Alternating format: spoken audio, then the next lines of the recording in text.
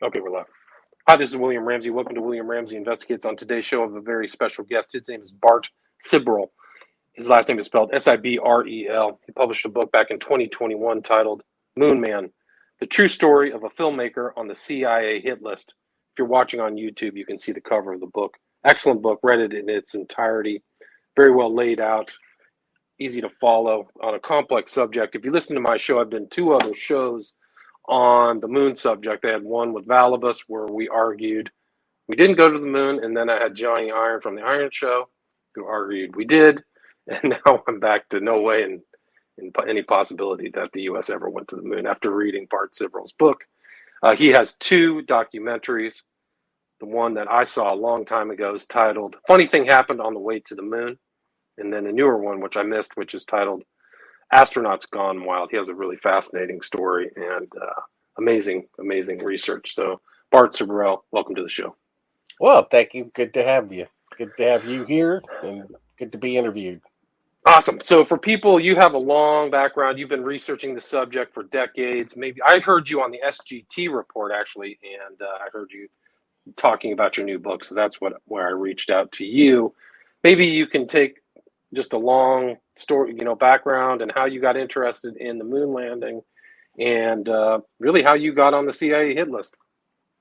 Well, I thought, like everybody else, that the moon landings were real, even though I was asleep in bed at the time at age 4, past my bedtime. My father was in the Air Force, so I grew up around aircraft and the latest in aerospace technology, went to air shows all the time. And when he got a VIP package as an officer of Apollo 11 pictures, I immediately put them up on my bedroom wall and had them there for 10 years, age 4 to 14, before I even considered the possibility that they were fraudulent. I mean, who would have thought that the government would be so arrogant and corrupt to do such a thing? And I was watching television one day as a 14-year-old after having seen these pictures on my bedroom wall. What would that be for 3,650 times? I mean, that's pretty big imprinting that we went to the moon. And I thought I was the biggest fan of it. Then I saw this gentleman by the name of William Casing, who worked for Rocketdyne, a contractor for Apollo, all during the Apollo program. He had high security clearances and saw many high classified memos going back and forth saying that they could not go to the moon.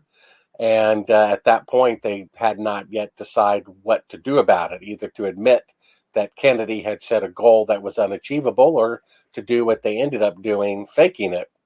So that kind of planted a seed in my mind, and I thought, well, maybe they didn't go. So I went back and looked at the pictures, you could say with eyes wide opened instead of eyes wide shut, and I saw inconsistencies in the picture.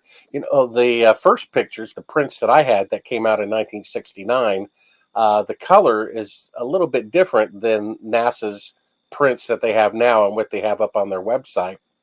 Originally, the soil of the lunar surface, or what they claimed was the lunar surface, was a very caramel brown. Yet the backdrops of the lunar landscape were kind of a grayish blue. They since corrected that, and now I guess they put a color filter over them and rephotographed them. Now the background is grayish blue and the soil is grayish blue. But originally, the soil was brown, and so you could see a distinct line going across between the real soil and the fake backdrop. And I thought, maybe this guy's telling the truth. Maybe they really didn't go to the moon. Another 10 years go by. I was 24 and became a filmmaker. And one of the clients I was working for had produced that TV program I had seen 10 years earlier with the guy saying we didn't go to the moon. And I'm like, oh, what was that guy's name? Can you put me in touch with him? And he did. And he originally suggested as a filmmaker that I make a documentary about the moon landings being fraudulent. So I remember I did about 6 months of research and found out that, yes, there's these strange anomalies in the pictures that look like they were taken with electrical lighting rather than sunlight like they claimed. And there are many inconsistencies in the behavior of people, like 2 of the 3 astronauts on the first mission rarely gave interviews. The administrator of NASA resigned before the first mission. You would think he would want to add this to his resume, and found out that the Soviets were much more advanced than we were. They had launched the first satellite, the first animal, the first man, the first woman, the first spacewalk, the first crew of 3, the first of 2 spacecraft simultaneously, and had 5 times the man hours in space than we did, and yet never claimed or even attempted to go to the moon. And I originally, to tell you the truth, William, I turned down the project. I thought, there's at least a 1 out of 4 chance that they did, in fact, fake the moon landings. And if I start looking into this, it might be hazardous to my health. So I turned it down. I said, I'm not going to risk my life for something Nixon did. Another 5 years went by. I started reading the Bible. I had a client who was a Christian musician, and they challenged me to read something called the 1 Year Bible, which had the Bible divided into 365 daily reads. I started reading it and read it 5 times from cover to cover. I wasn't really a Christian at that point. However, I did come to the conclusion that there is a God, things don't make themselves, and there is a judgment for how we live our life. And if they fake going to the moon, that would be actually more profound of an event historically than if they'd actually gone. And if that is indeed the case, that this is an important truth for mankind to know. And I realized, I'm going to die anyway, so I might as well die for a just cause. So I changed my mind. I called back the, source who worked for the Apollo program and said, I'm going to do this. And my largest financier, he put up about $1 million to produce these films. He's a board member of an aerospace company that builds rockets for NASA, and he knows we didn't go to the moon. I still wanted to believe, in my heart that we did, hoping and praying that, the earth and our government wasn't this corrupt. So I started producing the film under the theory it might be true that the moon missions were fake. Even though I had a couple of sources who told me plainly it was fake, I still wanted to give NASA and our government the benefit of the doubt.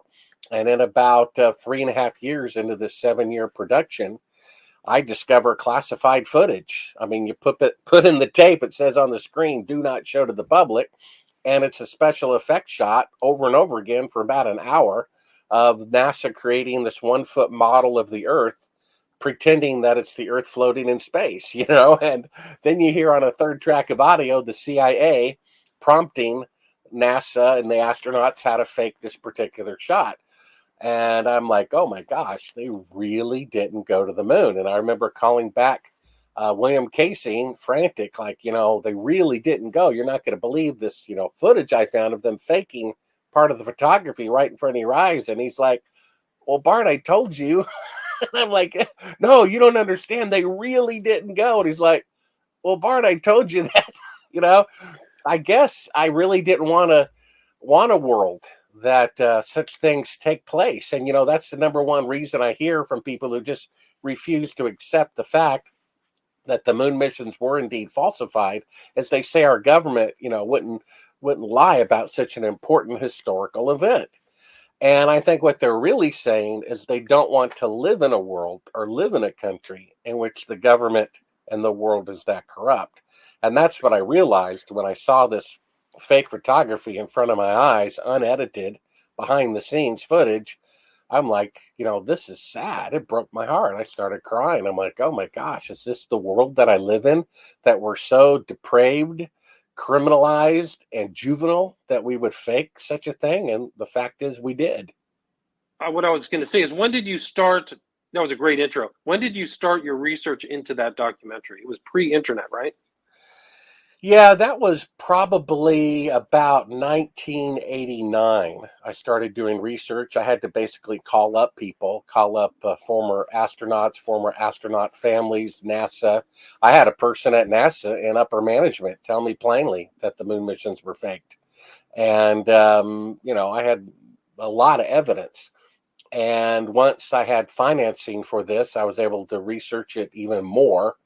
And we bought documentation from deceased astronauts' widows that showed, these scientific papers about how it was impossible to go to the moon with the fuel of the Saturn V rocket. For example, we have papers from von Braun, the rocket designer, who said in order to go to the moon nonstop in one big rocket, it would have to weigh Right, it's the Van Allen belts, Lee. Very good question. The Van Allen belts were like discovered fairly recently, so I don't think that they didn't even know how to. It's very strong radiation, so there's a lot of problems there. But what Bart was saying was that it was let's see, it was the guy, the rocket designer said there would have to be three. 10,000 tons. Yeah, yeah. The fake moon landing was filmed here in advance. He stood beside President Nixon while they filmed Apollo 11, June 2nd and 3rd of 1968, and gave me a list of 15 eyewitnesses who were there at the time, special VIP people who were allowed in to eyewitness the thing. So not only do we have photographic evidence of the fraud, we have eyewitness testimony of the. He actually, Bart had some serious problems. I mean, he was followed around, drugged. I mean, he went through it. They put some kind of wristband on him where, like, it leaked drugs into him that incapacitated him. This is all kind of pre-internet stuff, which is why that the title is "The True Story of a Filmmaker on the CIA Hit List." So it is a great book. I highly recommend. Right now on Amazon, it has 119 5-star reviews, and I think it's a really compact. Oh, good, thanks, Charlie. It's a very compact book. Like, you can get through it. It's not overly verbose or something. So I highly recommend this book. And what's cool about his book is, okay, let's go add to stream. I don't know if it's me or you, Bart, but one of That our was connections me, is not working. actually, this Okay. time. I know you warned me that you were having connection issues, but that was me on this time. For some reason, that particular internet connection was disconnected during our Maybe conversation. somebody doesn't want you to talk. Well, it reminds me when Bill Casey, who worked for Rocket 9, was doing a live radio broadcast, basically for the very first time, telling a listening audience in America that the moon landings were fake.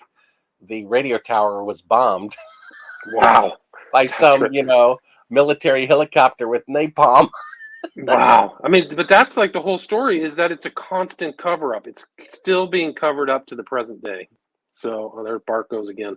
So it's still being covered up to the present day, which is really crazy. So he's like been having to fight to get this information out. But what he learned and what he talks about in the book too is um, that there's some kind of deep state battle between the good guys and the bad guys, which is kind of like a Q story. But he says that that's true. So it is interesting. So he had people leaking him stuff and telling him stuff, and there was another. He starts off the book. He was punched by Buzz Aldrin, right? It was Aldrin, Armstrong, and the third guy who I can't remember right now. But he went out, and I think it was for his video Astronauts Gone Wild. He went to ask them about whether they may put their hand on a Bible and say, "Did you guys go to the moon?" And he got punched in the face. So and actually, what he found, which I thought was pretty telling about Aldrin, and he's a scoundrel, is that apparently, allegedly, Aldrin has this never-ending roll of quarters that he has taken to the moon, and he sells them for money. So it's not some limited amount of quarters. He just keeps selling a quarter he says has gone to the moon. So that's kind of one of the interesting stories that he has in this. But he also has a picture of gosh, I can't remember their names. Aldrin Collins is the other one. But there's a lot of other tells. There's a picture of these guys, Aldrin, Armstrong, and Collins, coming back from the moon. They look like they lost the Super Bowl. Their body language does not say victory, and they were very suspicious lives. They did not come out in public. Armstrong kept a very low profile and didn't really want to talk about stuff. And Bart followed him around. Bart actually went to go talk to him, was trying to get him, and Armstrong called the cops. So he was like afraid to talk to Bart Sibrel face to face. He did not want to do anything on the record. And the guy who did the rocket was Werner von Braun, who was a paperclip Nazi who said you needed to have a huge thing to get to space at that time in 1969, right? With very little technology. And the yeah, just there was a lot of things. I've actually read through Werner von Braun's papers when he was doing all the rocketry back in the 40s. It's incredible. No calculators, just all calculate, handwritten, algebra and calculus and stuff. Really intense computations for back in that day. But yeah, I mean, Bart has had a very interesting life, and he talks about it in this book, all the stuff that he's seen. And really, one of the giveaways I think he was talking about was this transparency that he had videos of. So Bart alleges that the moon mission, Aldrin, Armstrong, and Collins, they didn't go to the moon. They just, went around and orbit the Earth for 8 days. And while they were in orbit, there was a video of them putting the stencil over the window that would make the Earth look farther than they were, right? And so they could show that video later. And there's all kinds of problems, whether the radiation would have fried the photographs that were taken on the moon. And yeah, this moon lander is a problem. How did it fit into the lander? There's all kinds of issues like, oh, you can send a laser and the laser will come back. Well, you can send a laser up to the moon without anything being up there and it'll still bounce back. It'll reflect. One of the things that I wanted to ask Bart was, are you able to get a telescope and actually see the moon lander driving around on the moon? I don't know if that's true or not. So that's another thing to ask. But the Van Allen belt has intense amounts of radiation, and that lander was very, tiny. And there's just all kinds of subtle problems. The lander looks hokey. It looks like it was made out of aluminum. How are they protected from the radiation? How did they steer? Where's the gas? Where's the amount of gas necessary to go out? AC. It's supposed to be really hot on the moon. So like, where's the AC? There's just so many little problems there that haven't stood up to time. I think it was very sophisticated when it was done in '69, but I think that you can take it apart. But I think it's also this ongoing cover up. So somebody's put money to make sure that the moon landing is farce is updated. Yeah, oh yeah. In fact, decontamination, food, water. Where's all the weight for that? How did they go from the moon back up to the orbiter with that much skill and then orbit back? Where's the gas for that? There's just so many problems. And the cover up really is kind of a proof of some type of conspiracy. He mentions in this book Capricorn 1, which is kind of like a film version, that OJ in it. I think that was from like '89. I think that's a pretty good view of the moon landing. They basically, what they did is Kennedy said we're going to go to the moon, and so everybody kind of had to ensure that happened because they were in the game, And there was definitely a Cold War conflict between two competing economic political systems, communism and capitalism. The communists were ahead, Soviets were ahead. I don't think there's any doubt about that. So, yeah, I hope Bart comes back, but if not, this will be a very short. I'll just be doing a book review. But he did a lot of research. He's been researching this subject forever. I mean, not forever, but for like 30 years. So he knows a lot more detailed knowledge than I think anybody else. That he knows how to refute a lot of the arguments that supposedly we went to the moon. So, yeah, here's a quote from Werner von Braun. 3 rockets would be necessary. Each rocket ship would be taller than the Empire State Building and weigh about 10 times the tonnage of the Queen Mary. So he wrote that. Yeah, but a lot of these guys wouldn't talk to him. He also, one of the interesting things that I learned is his position is that the Gus Grissom burnings was not an accident. That actually Grissom was a troublemaker. He wasn't going along with the program, and they might have killed him for it. And that was a message to everybody to shut up. So, like, you better keep your mouth shut. Because there's a ton of money involved, right? $200 billion, where that cash got allocated, who made that money. Yeah, Hangar 18.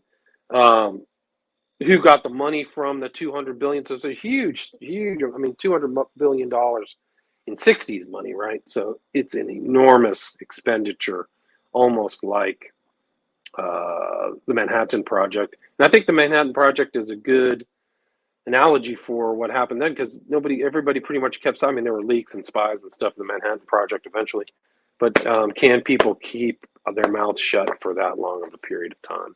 Is really the question. So, but he actually contextualizes it in a kind of a Christian sense, but he also is very astute, I think. Yeah, me too, Luke Fisk. It's tough. It's tough to give up. I actually bounce back and forth, but I think that his book is structured in a very modern way because he puts links into his website. So you can bounce in between his website and the books and look at the videos. You can watch the 1 hour long funny thing happened on the way to the moon. So, um, yeah, so there's a lot in this book and a lot of references to his video work. And I mean, just to go back to his bio, which is in the intro, he was an award-winning filmmaker, writer, investigative journalist, been producing television programs and documentaries for over 35 years. He owned 5 video production companies, produced segments for ABC, NBC, CBS, and CNN. Uh, he has awards from the American Motion Picture Society, including Best Cinematography, Best Editing, and Top 10 Director. But there is evidence in this, I think, that lighting was used, that there's clearly, I think there is a Kindle version, yes. But lighting was used. I think there's evidence that the shadows are off, and there's just a lot of issues that the confirmation there. The moon, the rocks were fake. We know that von Braun went to Antarctica to get, what do you call it? Asteroids and things that possibly had come from the moon. So he got those, and then they were claimed to have gone to the moon. So I don't think a human has really. I mean, he argues a human hasn't gotten outside of 250 miles away from the Earth because of the radiation. So nobody has that. Has solved that real problem with the radiation issues. So, yeah. So there's just a lot. Let me see what else is in this. Yeah, the drugging, the CIA. It's kind of like a spy versus spy book. There's a lot in here of people messing with him. There's allegations. I don't really want to give away the whole book, but it gets pretty dark. There's some threats that he had, harassment, the whole bit. So, but I think he became a Christian. There's a lot of Bible quotes, and he kind of says, what's our country really about if they can fake a moon landing? And I think that's a good question because it just shows that they can fake a lot of stuff. If they can fake the moon landing and kind of keep that alive for that long of a period of time. It's like 50 years later. And I think that you can see that even with JFK, there's a lot of documents that haven't been released or anything like that. It doesn't the blue avians or the other. I don't think Bart's coming back. Do you guys have any questions or anything? I'm probably going to wrap this up in 5 minutes and just call it a day. NBC agrees the moon landings were fake. What constitutes a conspiracy? Eyes closed, mouth open, attacking the messenger, NASA's greatest fear, how to get out of this mess.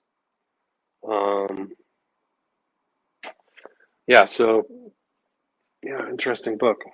119 5-star reviews. There's 2 documentaries associated with it. But, I don't know. I think it's been gone. Oh, man. All right, guys, any questions? Anything you'd like to ask about the book? Moon Man, The True Story of a Filmmaker on the CIA Hit List. Ask him now. I don't think he's coming back. What's the main point that makes you doubt the narrative? Oh, that's a good question. I guess it would be the proofs that we went there. I think that would have to be a huge conspiracy. I've heard that you can see the walking points. There's like a website that shows the paths that the lunar lander took. So, I think that if you can get a high-powered, telescope, you can go see where that is. You can go see that moon element. But that would be the only one. There's all kinds of problems. The Van Allen belt is a real serious problem. The lack of powered gas, the actions of the astronauts, just a lot of suspicious stuff. And actually, when I was talking to Iron Show Johnny, you can go back and listen to my other two our episodes on the moon landing. But Iron Show Johnny said that what was his excuse? The astronauts were super skilled and they got lucky and all that stuff, and they put a ton of money to make sure it happens. And actually, Johnny said that he believed that they had a series of studios just in case it didn't come back. So that was their backup plan, is to film stuff just in case they didn't make it to the moon, which I think is interesting. So he's saying that they actually planned it, but they didn't have to do it because they actually made it to the moon. So anyway, I did get the book. Bart sent it to me, but he doesn't seem to really want to come back, I guess. Go get this book. I do recommend it. I think it's really good. The Moon Man: True Story of a Filmmaker on the CIA Hit List by Bart Sibrel, the man behind the infamous "A Funny Thing Happened on the Way to the Moon." So thank you guys. Thanks for showing up. I'm sorry the guest didn't come back, but I got a couple good ones. I got one tomorrow. I've got just to see what's coming up on. I got out of the naughty spot by YouTube. I got a strike for supposedly talking about the coof, so that was unfortunate. But just to let you know, some of my other episodes that are coming up tomorrow, I've got. If I can get this to work. All right, Lee, take care. See you, Jolly. I've got Chris Donaldson tomorrow. He's talking about going the wrong way, kind of a travel journey book tomorrow. Edward Dutton is coming back with a new book, Sent Before Their Time: Genius, Charisma, and Being Born Prematurely. I have Sean McCann is going to show up. Bart's back. All right, let's go back. I was just wrapping up. You made it back. Hey, yeah, before the big finish. Welcome. Yeah, well, I was just going through the list. I did promote your book. I did talk about stuff. I did talk about you getting punched in the face by Buzz Aldrin, his coin stories. I talked about your position on Gus Grissom and what happened to him, and just kind of promoted everything. But I talked about you being abducted and being drugged. And you want to talk about that story? Well, I mean, that was one of the things that happened when I found the secret tape. I was followed and kidnapped and drugged, and all of which I've only talked about for the first time in the book, including when I escaped their custody. I urinated in a cup, gave it to a friend to take to a lab under their name to kind of disguise it. I thought, hey, I got them now. I'm going to prove that they drugged a journalist and governing a government fraud, because I'm going to prove in this urine sample this exotic CIA truth serum or whatever it was. After a few days go by, I get a call back from my friend who took it to a lab under his name to kind of hide me from any registry. And he says there was a problem. And I'm like, oh, what was the problem? And he says, well, the lab told me there was a break-in over the weekend. And I'm like, yeah. He said, well, they told me that the only thing that was stolen was your urine sample. Wow. So, Wow. yeah, you can imagine these X-Files encounters with the government. And all the while, I'm talking to, people who are relatives of deceased astronauts who were murdered, who believe that their fathers and husbands were murdered by the CIA. And so this is pretty serious business. I mean, not only are the moon landings fraudulent, when and if this comes out, the very next can of worms are going to be opening is the Apollo 1 fire, the crew that would have been the first crew to walk on the moon.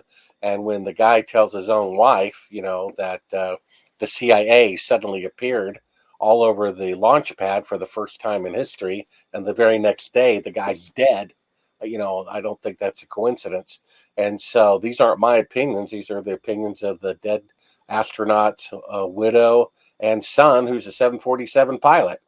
And so these are homicides. The chief of security, his life was threatened if he talked to anybody. And when I confirmed all this information with his surviving relative, their house was broken into with spy-like precision. They disabled their security cameras. They knew their password. And 2 days after that, they threatened them face to face to kill them if they talked to me ever again.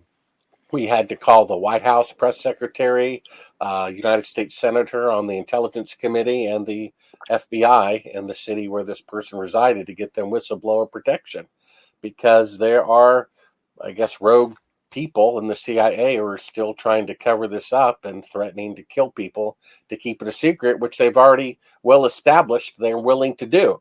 And as you know from the follow-up film, Astronauts Gone Wild, when I confronted one of the Apollo astronauts with this footage of fake photography, which proves beyond a doubt they did not go to the moon, he threatened to shoot me. And in the commotion, I left a wireless microphone on him, and my camera operator put the camera in the back seat of the rental car, still recording, so that we were recording the private conversations of an Apollo astronaut in his house with the doors closed after I told him I know for a fact that he didn't go.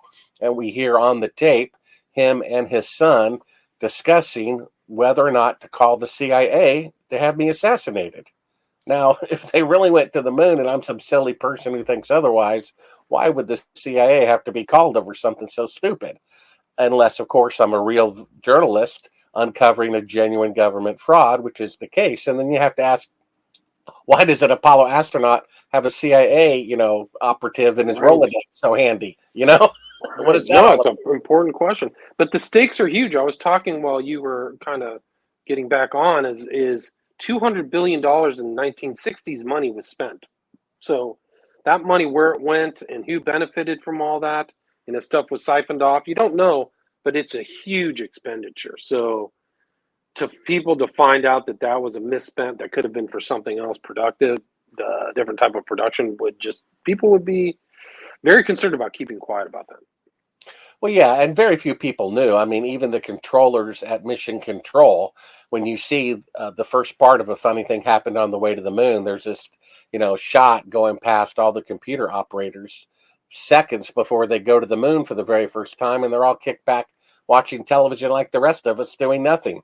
They told people afterwards they could tell no difference whatsoever between a simulated flight and an actual flight. They're just receiving data, on these screens. The whole thing was just kind of, to show off and make it look, more impressive than it really was. There's only 3 eyewitnesses to each mission, and, they're launched into outer space. How do you know where they're actually going? The same thing with the atomic bomb. That technically involved 145,000 people, but they didn't know what they were making. And only 8 people knew that they were building an atomic bomb. So the idea that you couldn't keep a secret from 100,000 people is true. But then you have to ask, do you think the CIA is really stupid enough to tell the guy making the glove or the boot or the door handle, hey, we're really not going to the moon, don't tell anybody? I mean, come on. That's like saying what the bank teller knows about the bank's integrity on the books and what the CEO knows are the same thing. Of course, the bank teller is clueless, Right. I mean, yeah, there's just so much there. And you tried to track down you had Aldrin, who punched you, but also Armstrong really just didn't want to talk to you at all, right? Why would he be so evasive? Well, yeah, I mean, if I walked on the moon and someone thought otherwise, I would find that hysterically funny. Really? You really think that? Oh, my goodness. But what he reacted was quite the opposite. I mean, if he really went to the moon and I said otherwise, I'd be like throwing a feather at him. Why would anyone be mad at you for throwing a feather at them? But he reacted as if I went up to him in front of his wife and said, oh, your mistress says hello. That's how he reacted, because I was, genuinely exposing him for the fraud that he is. So, and it's pretty simple. I mean, technology doesn't go backwards. If they could go to the moon on the first attempt with 1960s technology, which had 1/millionth the computing power of a cell phone, we would have been on Mars 10 years later. We'd be in another solar system by now, and there'd be bases all over the moon. There's not a single base there simply because it can't be done.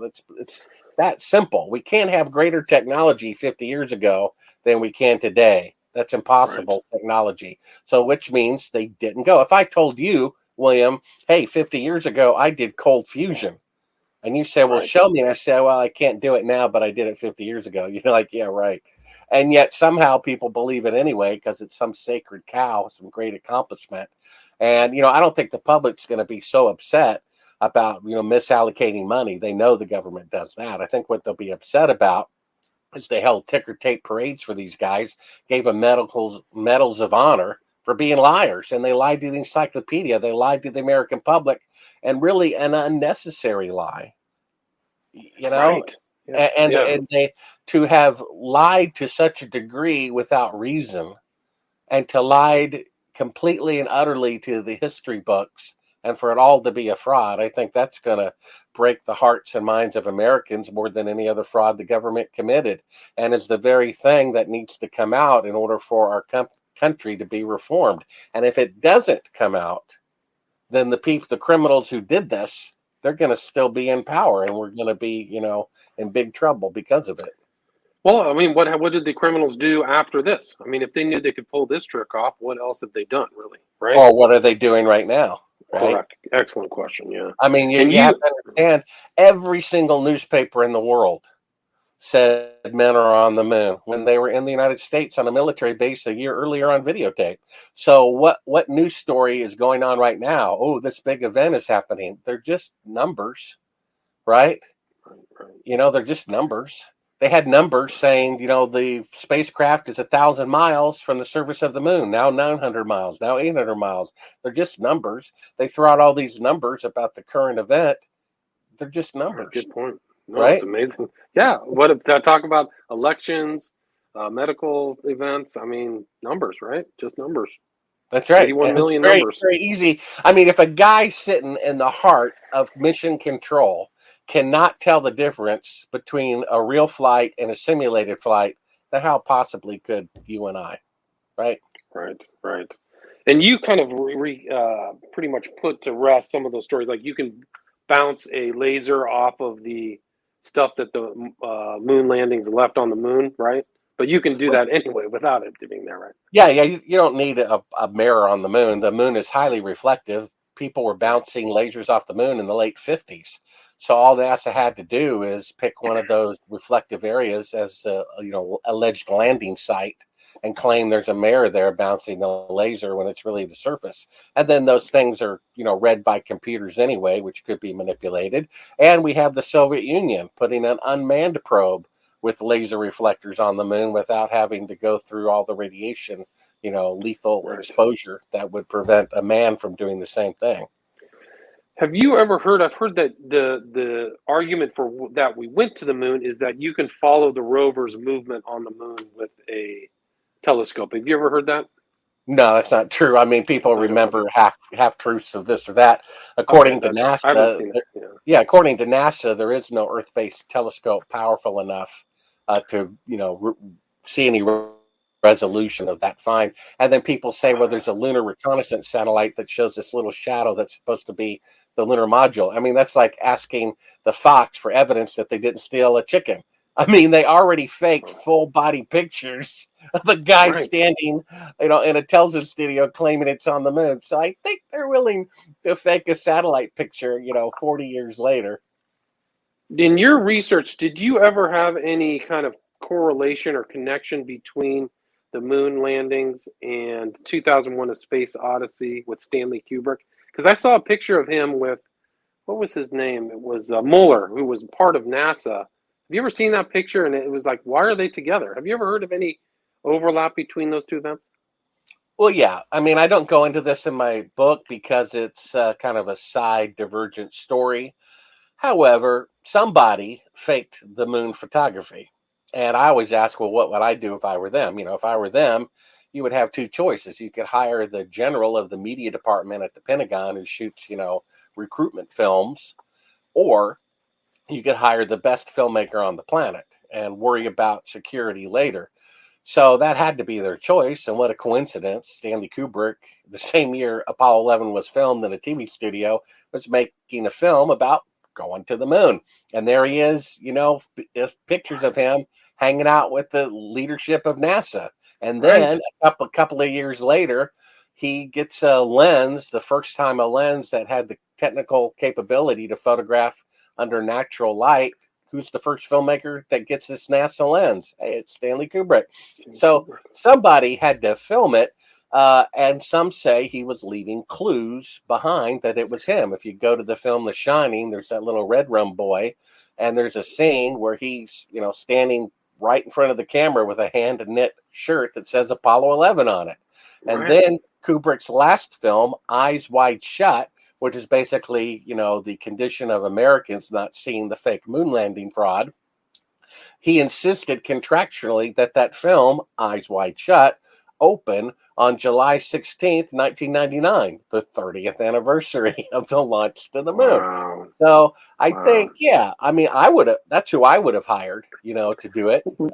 Yeah, well, do you know that I read a book about his creation of 2001 with Arthur Clarke, but they were calling his studio in London NASA East because it had all of the same kind of weird contraptions and sound stages. And apparently he uses the same backdrop in 2001 that you can see in some of the so-called moon landing films. Have you heard that? Yeah, Hollywood for a long time was using something called rear projection. Uh, Kubrick kind of started doing a little bit better way called forward projection. And that's how a lot of the fake landscapes in 2001, during the part where the apes are running around, how that was done. And that's likely what they use for some of these scenes. The first, at least, television studio for the first mission was in the United States because we have an eyewitness about that. Later missions, it appeared, were shot in England at a large hangar that was at one time used for blimps. Wow. So I once didn't know people, that. once people accepted that the moon missions were real, you could actually make the quality more obvious that they were fake, but people wouldn't notice it because they had already accepted it. And then, of course, after they went to the moon the first time, when they interrupted reruns of I Love Lucy to show them going to the moon the second time, people complained, "Hey, look, we've already seen that 6 months ago. Put Lucy back on."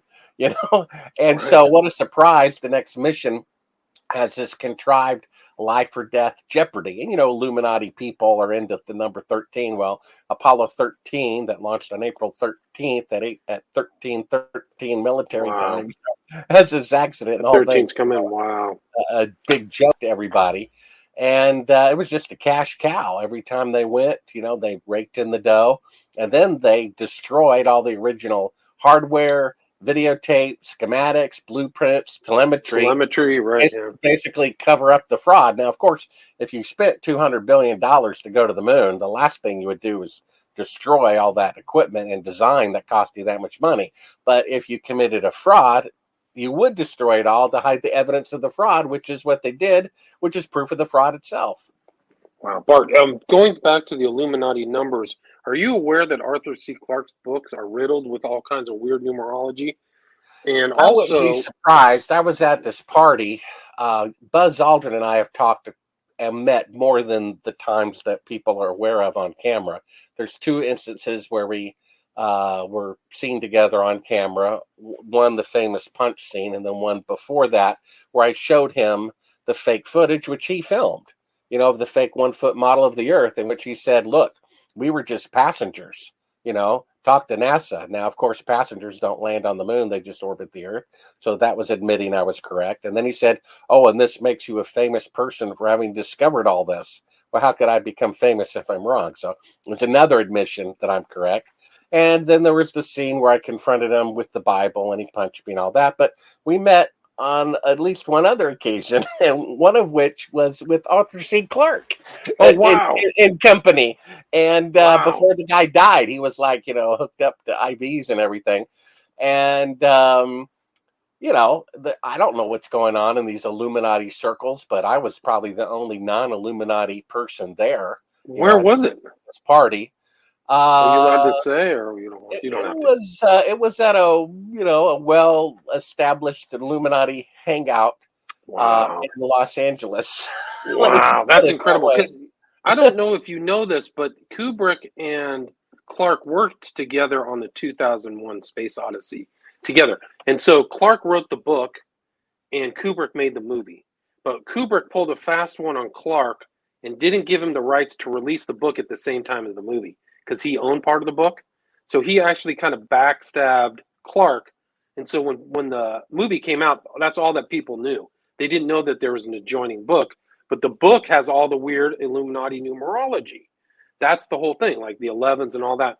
So that leads me to ask you this question. Do you think it's possible, you've studied this for decades, do you think it's possible that they timed the Apollo 11 mission to make sure that the number 11 was that mission? I don't know. I don't know much about that stuff, Okay. other than Apollo comes from Apollyon, which means deceiver or the devil. I mean, if the funny thing happened on the way to the moon, opens up with scripture. It says, "Where there is pride, then comes disgrace." Then another scripture, "Everything concealed is meant to be revealed." And then another scripture, "Let us build a tower that reaches to the heavens, so that we may make a name for ourselves." Right. Then we show the Tower of Babel, which was simply to boast how great we are, and of course it was never finished. Then we show the Titanic, with the audacity of a publication to say it's the ship that God himself could not sink, and we know what happened there. And then we showed Tricky Dick Nixon talking to the astronauts when he knew they were not on the moon, and yet he had the arrogance to say putting a man on the moon was the greatest event since creation itself. Now, Wow. all of That's this to incredible. I me didn't know that. reeks of, kind of a divine struggle between good and evil, right and wrong, truth and lies. We know that Satan is the father of lies, and Apollyon means deceiver or Satan. And what is the greatest accomplishment of mankind? Putting a man on the moon, just like the Wow. So Tower it's of all Babel. right. Was It's the almost like a was the Babel Tower of event. Wow. Babel was the Tower of Babel finished? No.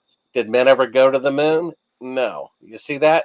And Right. so there's something Right. going on here. There's some It's like a I don't know. profound Masonic cult thing. Well, just to let you know, 11 is a very, if not the prime number of Crowley and the occult because it represents so many things. It represents the five and the six coming together. It actually represents the New World Order. So you see the 11 integrated into 2001: A Space Odyssey. The monolith is 11 feet tall. And then you see it integrated into the 2001 9/11 event. It happened on September 11th. You can go through and just count the 11s.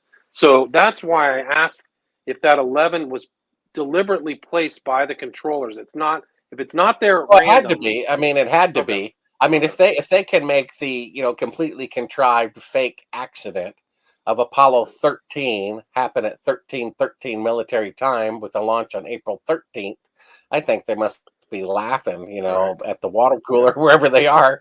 You know, Right. At the they can Illuminati do water whatever they cooler. want. These people run the world. You know what It's I mean? incredible. No, yeah. They could probably pick the date for the beginning of World Right. War III 30 years in advance to the day if they Wow. wanted to. It's incredible, man. That's incredible. Because I And think these are that the World people War who II run the world. was over on November 11th, too, in 1918. Or weird 11 dates.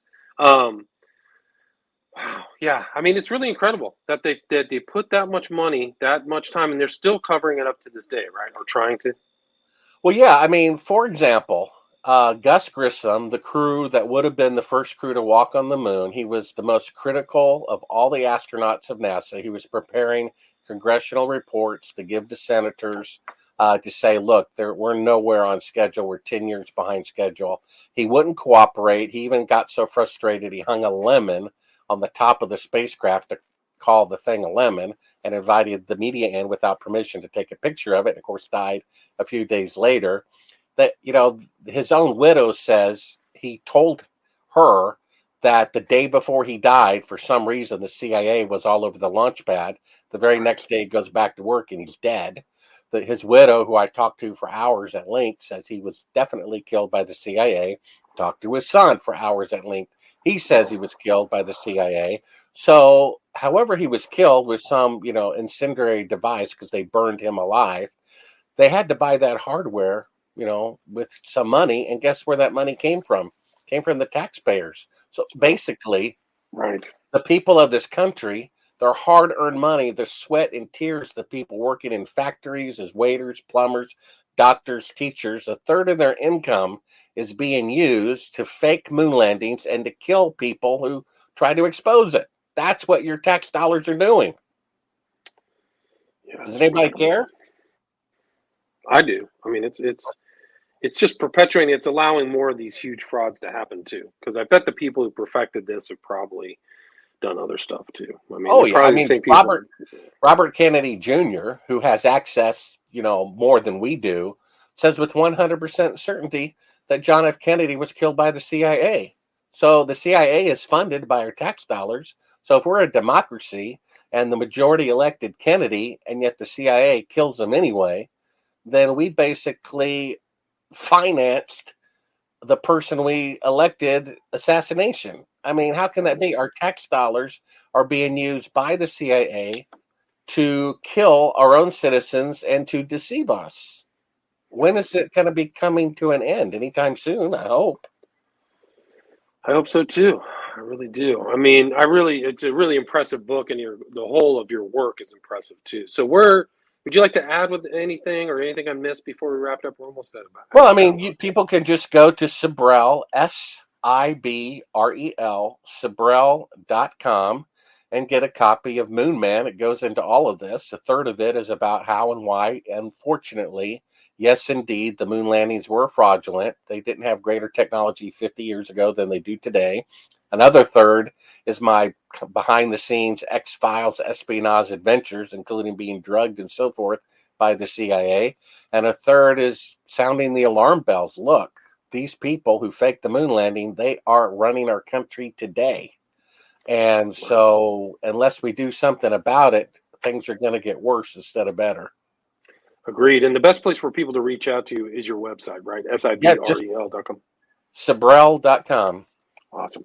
Great book. Excellent job. Thanks so much for the interview. Again, the title of the book, full title, is Moon Man, The True Story of a Filmmaker on the CIA Hit List by Bart Sibrel. Thanks so much for your time, Bart.